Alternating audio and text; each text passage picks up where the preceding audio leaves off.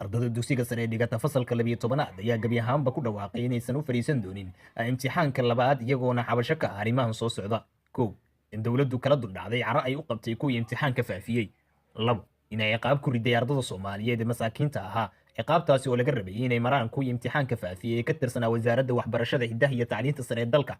saddex inay waqti badan ku bixiyeen diyaarinta imtixaanaadka ayagoo welibana noqday kuwa aan tukan salaadii taraawiixda sidoo kalena seegay hurdadii oo u dhafar dulloobay. afar waxaa qaarkood ay ku galaayeen imtixaanaadka xarumo aad uga fog degmooyinka ay deganaayeen, taasina waxay kaliftay in qarashaad badani uu kaga baxay sidii ay ku gaari lahaayeen goobaha looga qaadayay imtixaanaadkii dowliga ahaa. shan waxay soo galeen 6 maado iyadoo lagu guda jiray bil ramadaan oo barakaysan, welibana ay ahaayeen did iyagu sooman oo harraad iyo gaajo badan adaalna u wehelinayay. 6 waxa uu wasiirku been ka sheegay una gafay waalidiinteenii asagoo ku tilmaamay tuuga carruurtooda la shaqeynay dariiqa tagay. أنا waxaa aaminsanahay waa naloo ka badnaa haddaan bahda waxbarashadana wixii dariiqa socday aadaan naloo ka badnaa.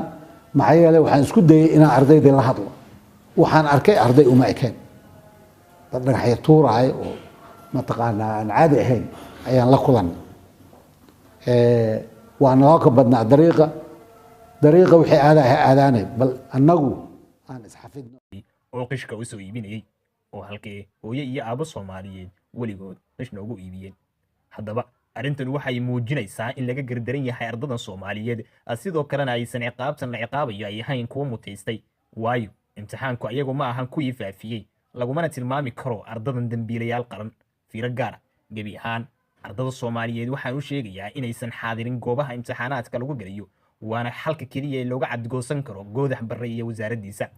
3 shuruud oo aan imtixaanka ku geli karno haddii naloo sameynayo. kow waa inaysan wasaaraddu kansalin maadooyinkii 6 ahaa eedana soo dhaafay. 2 waa inay ku beegin qaadista 4 maado ee soo hartay dabyaaqada bisha Ramadaan, waayo waa xilliga ugu fiicneyd ee la cibaadaysan lahaa. 3 waa in laga dhigo imtixaanka markii soonka la furo kadib, sidoo kalena ay ku beegaan 4 maado ee hartay oo keliya. markaas waxaan diyaar u nahay inaan u fariisano imtixaanka qaran. digniin haddii aanay dowladdu ka reebtoobin cagajuglaynta ay ardadeenna ku hayso, ha u diyaar garowda inay waajahdo cawaaqib xumada ka dhalata arrinkan. waxaa idiin soo jeedinaya Yaxya Xuseen.